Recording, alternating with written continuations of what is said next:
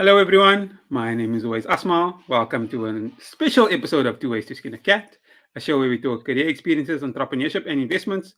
But today we're talking specifically coaching. The main aim is to show that there's more than one way to be successful other than just climbing the corporate ladder.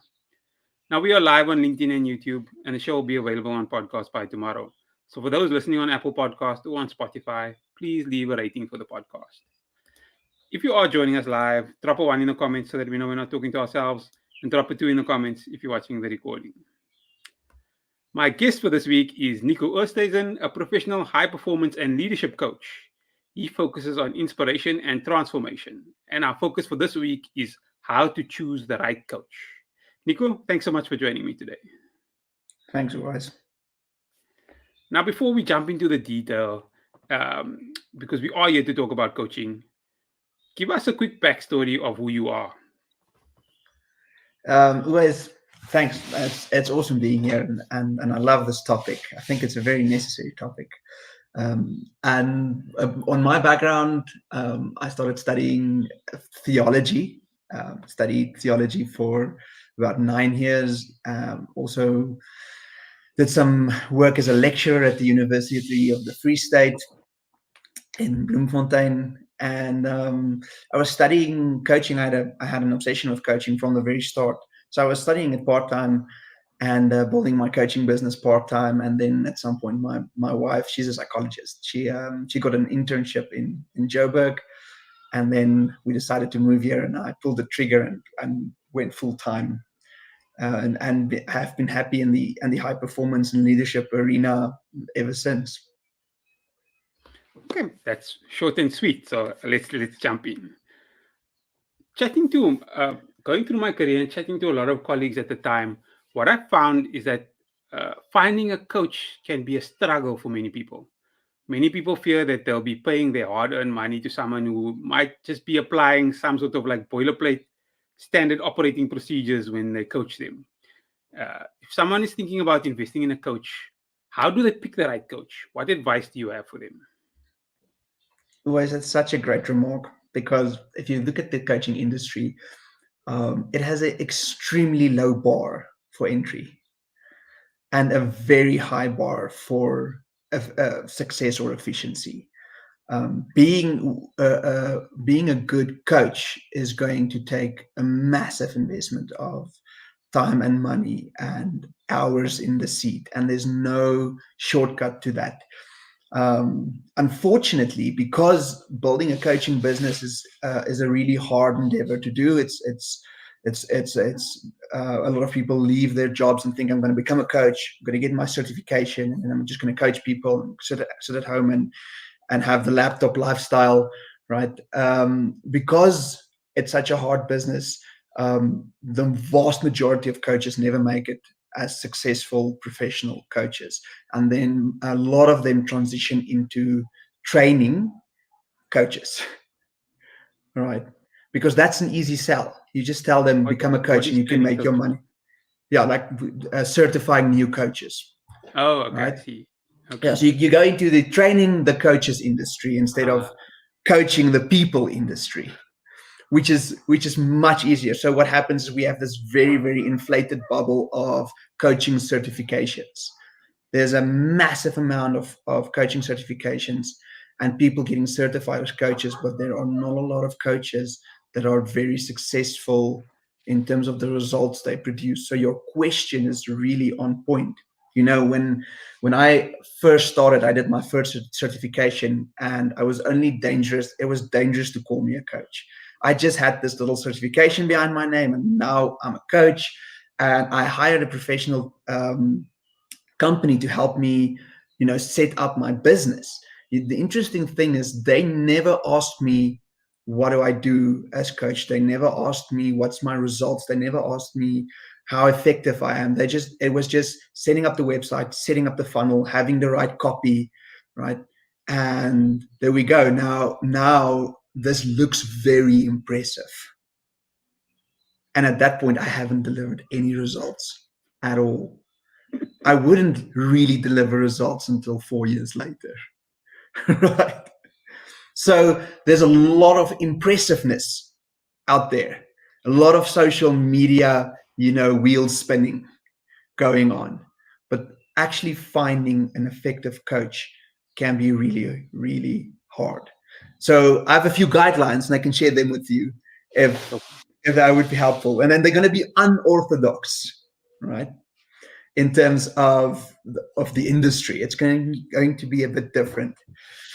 So great coaches are always in the process of being coached, right? They buy their own product. They buy what they say. They really believe in the transformative power of coaching. So they buy their own product, right? It's if you have a coach who's not at least investing what they're charging, even hopefully investing 2 or 3 times what they are charging, right? If you have a coach who they're not making that investment, it's like a vegan owning a butchery, right? Something is off, something is terribly wrong. There's a misalignment there. And that is actually the majority of the coaching industry. They'll say, well, I'll hire a coach maybe someday if I make him enough money, and I'll hire a coach. So, one of the easiest and quickest filters as a start is to ask the potential coach, tell me about your coach, right? And tell me, what are you working on? Now, if they are in any way offended, back away slowly. Right? You don't want a coach that gets offended by any form of question. So back away slowly, and if they can tell you, well, this person is my coach at the moment, this is what we're working on, then we're going in the right direction. Great coaches will always be in coaching. Right? Some of them even multiple coaches at the same time for different aspects. Okay. They will have invested. So check, because peer coaching is not the same as investing in coaches. That's not having peer coaching is not having skin in the game. If you're just trading, I'll give you a session and then you'll give me a session. You have coaches who are on the same level, right? Kind of playing that game. So that's a really, really important part. Check, do they have a coach? Are they investing in this thing themselves? That would be the first very big starting point.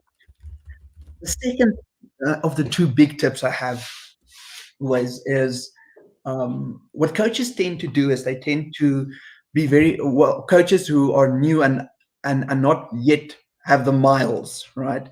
They have sales coaches or sales people that help them be effective at sales, but that does not mean this coach would be a good coach necessarily. So they'll ask you about your frustrations and your pains and your problems, and it feels really good being listened to, and you share that information.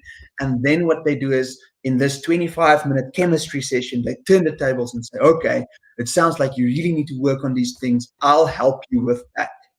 So what they basically do is they take your challenges and your pain points and they take them hostage, right? And say, you pay me and I'll help you with those things. So that's the script. That's what's going on, obviously, behind scenes. Now, how do we circumvent this problem? It's very easy. Great coaches don't do chemistry sessions. They don't have time to do a quick 25-minute discovery call, right? They're busy in the arena serving people powerfully. So if you are in a conversation with that coach, what is going to happen is they are going to give you a result from the very first conversation, right? So that's your second key. Good coaches don't promise results, they create results, right? They show you by actually doing the product. They don't promise the product. So in that first conversation, if there's no real result from the conversation, if there's no real impact in your life from the conversation, if that conversation in some way did not move the needle, definitely don't fall for the, if you sign up, then we'll do the work, right? What I teach, I own a coaching school as well. And what we teach our coaches is throw the kitchen sink do absolutely everything from the first moment to serve the person in front of you. What is the most impactful, powerful way to use the time you have in conversation? And then when you get to the point where you propose doing work together, then what you can say is, listen, in a committed container, my clients get even more results, but we keep doing this work. We continue doing this work. It's not once you sign up, then we'll get this magic belief elimination system going. Right. Okay. So those are the two like big lines, I'd say, it's at least going to eliminate a massive amount of the noise and get you to something solid. It's interesting what you say there, because I'm thinking about my own coach. And there's some sessions, before the sessions, I'm like, I don't really know what we're going to talk about. And then after the session, I was like, that was worth the session. Even though I was unsure at the beginning, I was definitely sure that I was definitely felt that there was value added at the end. And Absolutely. so a lot of the things you're saying, I've made a lot of notes, because that ties in a lot. So let's say somebody's starting their coach. They're not starting their coaching journey, but they want to get a coach. What is the best rhythm to see a coach? Is it monthly? Is it weekly? Is it quarterly? And why? If you could give us some feedback there. Okay, so there's no right wrong answer on this one. Right, it's massively different from coach and this coaching style and the type of coaching container that you create. So there's no specific right wrong. I can tell you what I do and why I do that, and that's not a judgment on somebody else, because I know phenomenal coaches who coach only once a month, and I know phenomenal coaches who coach every week in 20-minute sessions, right? Or even twice a week in 20-minute sessions. And then I know coaches who do weekly, so it's all over and they are really good coaches. So I won't say one is necessarily better than the other. I prefer bi-weekly sessions, so every other week. That's the rhythm that I found, because in coaching, the emphasis is on the work that you're doing. It's creating a container and a system that fits you as client to take massive positive action in a specific direction, and gives you all the resources and necessary support to keep actioning. Right? It really focuses your energy and your intention with clarity on a specific point. So the rhythm that I found in the case of my coaching that works really well is that bi-weekly, because it gives you enough time to really experiment between sessions, and then it's not too much time, so some of that momentum starts dying down. Again, it's the type of coaching that's being done and the outcomes you have chosen for this container will most likely dictate, right? If you're working, and sometimes what happens in the coaching, in me coaching clients, they would go through some kind of crisis, and then we would have a conversation and we would change up our coaching agreement, and then maybe I'll see them every week. Because the question for me as coach is, what's the maximum support? What would be the most efficient maximum support I can give this person? At the end of the day, we are out to create the result. We're focused on the impact that it has in your world, and that's going to dictate how many times we see. But just as a broad idea, and most of the coaches I know from my colleagues across the world, the every second week kind of feels like a rhythm that's really effective, as a norm almost. And I know the session is about how to choose the right coach, but I want to flip it a little bit and say, from the coach's point of view, do coaches look for people that they relate to, or do they take anyone who comes through the door? What do you look for in a client? Yeah. Well, my coach, my coach's coach, Steve Chandler has a phenomenal saying. This he says, "Needy is creepy," and it is so true. So when you start off, you have no clients, you're trying to make an income, and you need the hours in the seat. You take everything you can, right? Most coaches would agree. Like, you're not saying no to any form of work.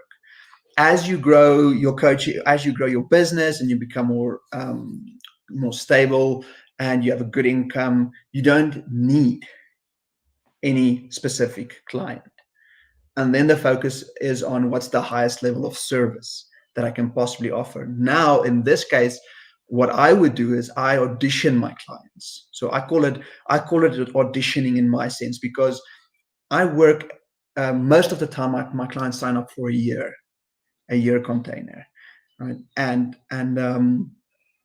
in exceptional cases, we'll make it 6 months. I don't prefer working 6 months, because if we really want to create massive results, we need time under tension. We need to be able to massively action on a specific thing repeatedly for a long time. That's how you create real results. All the other things are sideshows. That's how you create real change.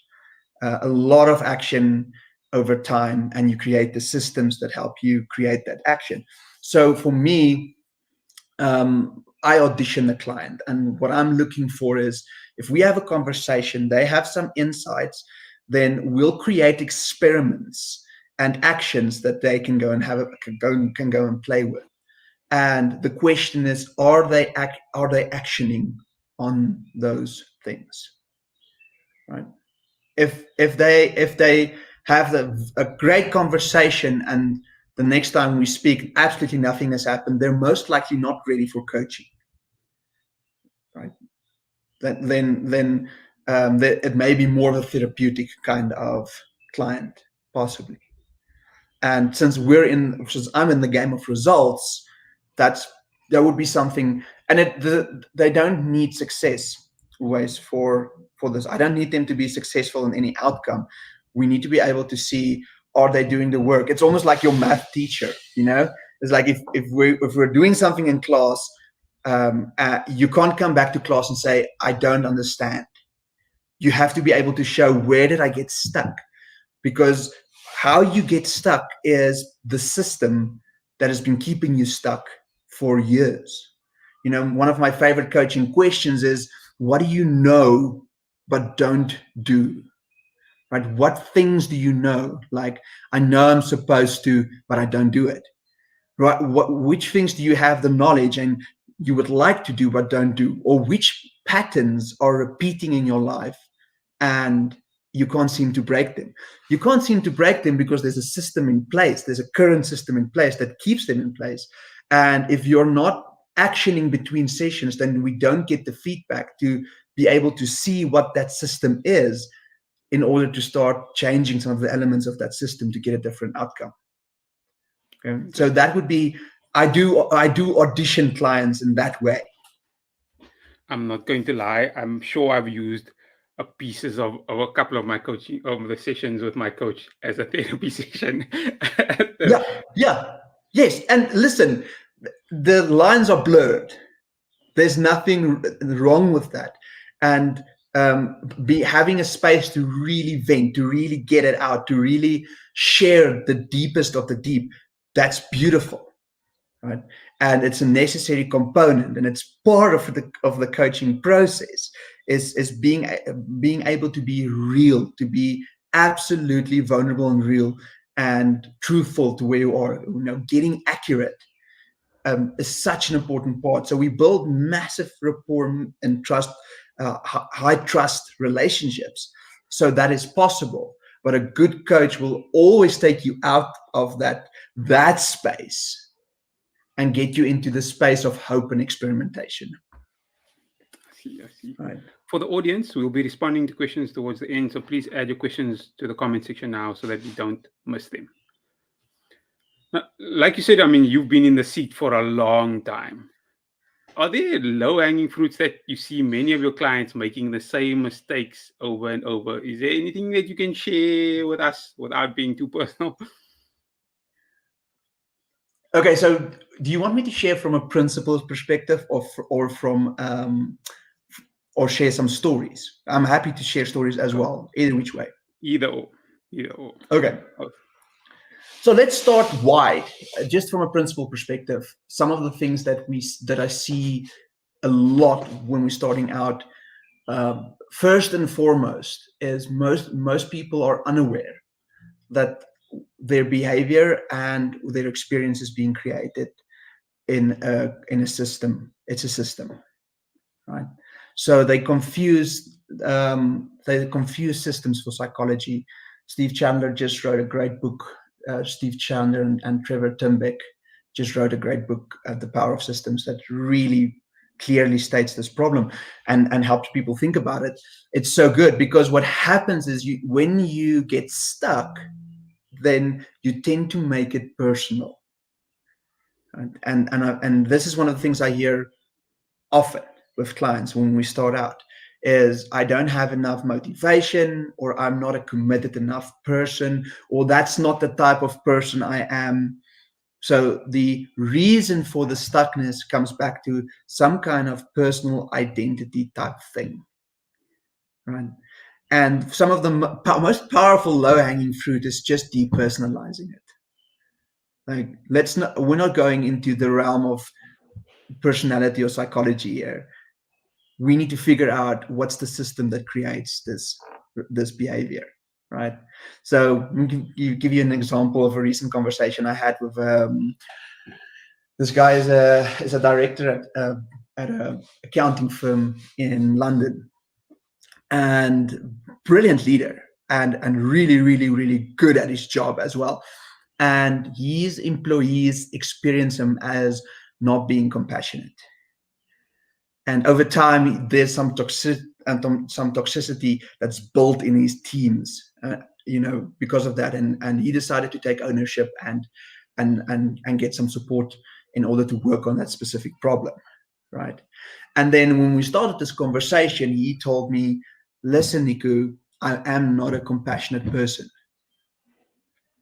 right? So I don't know how we're going to fix this because I'm not a compassionate person.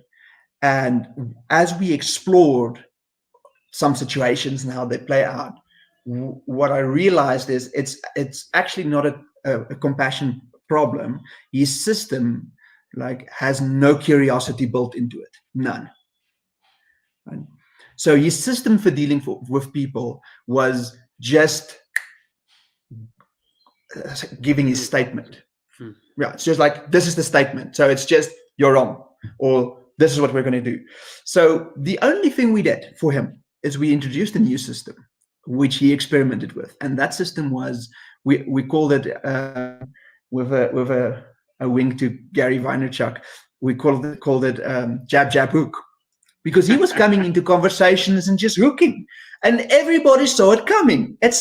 He was not an effective communicator, not because he needs more compassion or more of some kind of trait. His system of how he did communication was not effective, right? So what we introduced is a game where for a month he did 2 questions before he can make any statement.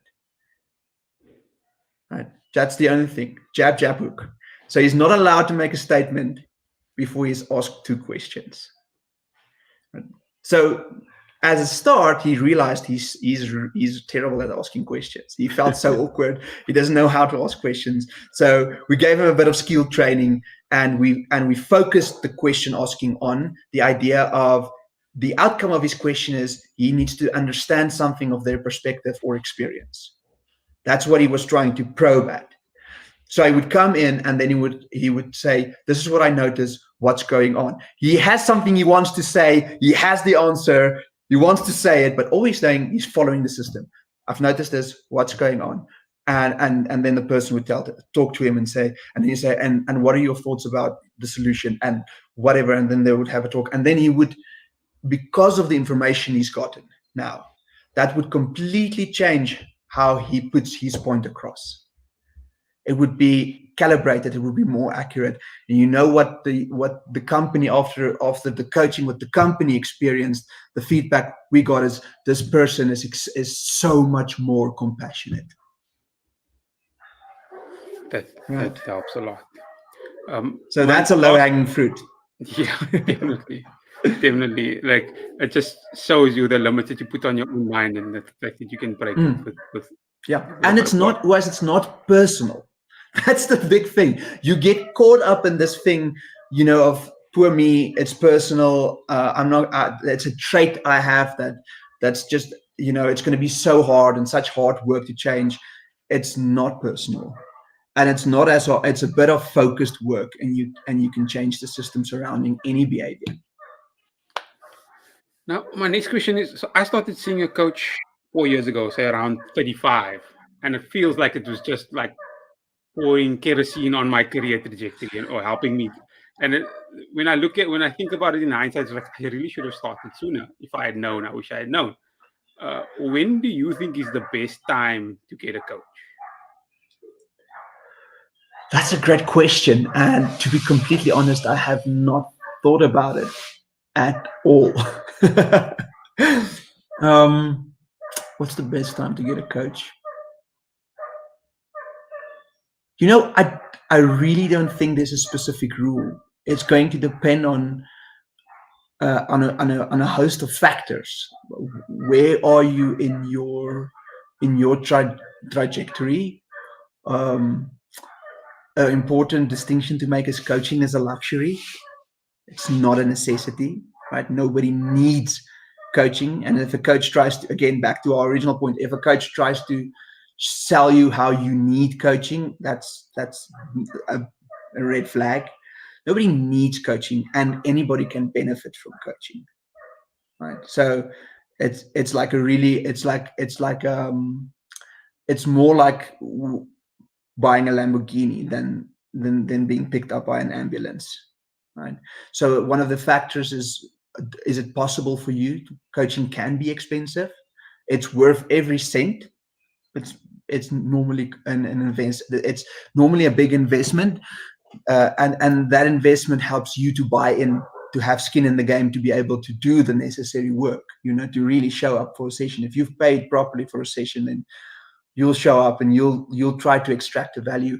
So affordability is definitely one part. If you either can afford it or have access to a way to afford it, that would definitely be one of the things that you can have a look at. And then in terms of the age itself, that really doesn't matter. I've worked with rugby players who are 14 years old and 16 years old, and I've worked with leaders from 24. I've worked with a team leader at a tech startup, and he was, I think, 24. All right, and so all across the spectrum. There's definitely no specific age. Yeah, the thing that I can tell you is the earlier you can, the better.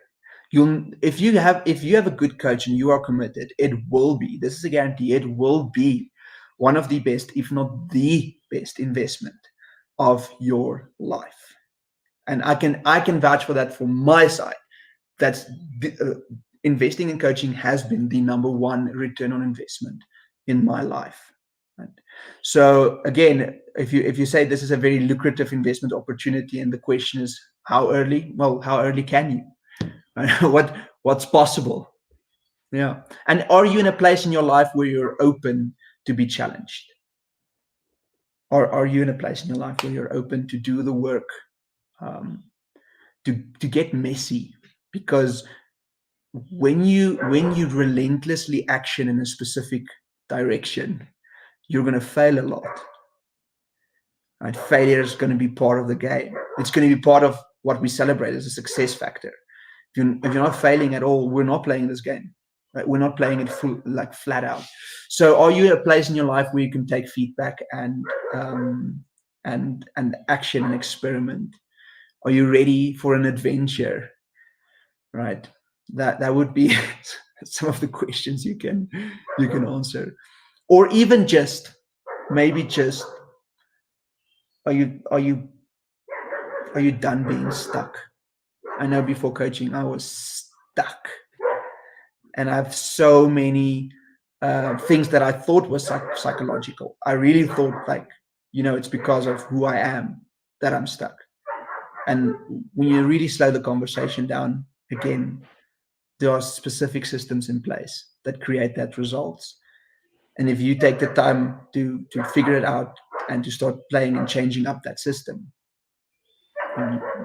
stuck is stuck is a choice. You don't have to be stuck. I could not agree with you anymore. Any last few words from you, or anything we didn't discuss that you'd like the audience to know? Uh, you ask great questions. Nothing specific comes to mind. I can absolutely invite people, anybody that it's worth testing out. Right? You have nothing to lose. Uh, uh, most of the great coaches I know will offer you time because they're also checking, are you ready for this? Are you going to have the skin in the game? And in my case, many of the people I speak to, right, we get to what they wanted to get, the outcome they wanted to get in the first session, and then they're clear, and they've had an experience, and that's perfect, right? There's absolutely no pressure to become a client. I only have a select few spots, and my whole day is about serving people, and many coaches work in the same way, work with a heart to serve people. So find a coach and experiment. You have absolutely nothing to lose. And if you feel even a little bit pressured to buy, back off, because that's not what it's about. I could have you here for hours, but that don't do you justice. So I think it's a great place to end. The show has been live on YouTube and should be available on podcast by tomorrow. If you're watching on YouTube or listening on the podcast and you feel that it's added value, don't forget to like, subscribe, and click on that notification bell to get automatically notified when the next episode comes out. Nico, thank you so much for your time. Thanks. Words. Thanks everyone